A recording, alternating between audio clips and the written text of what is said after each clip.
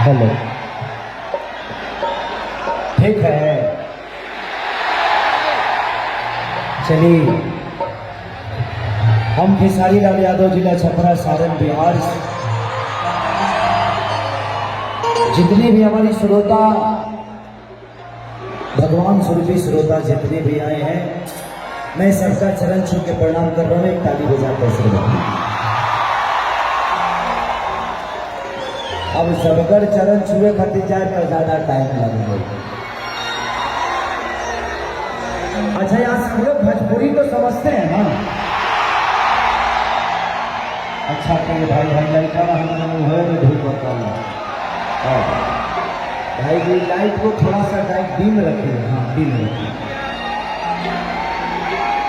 हम लौकाई दे रहे हैं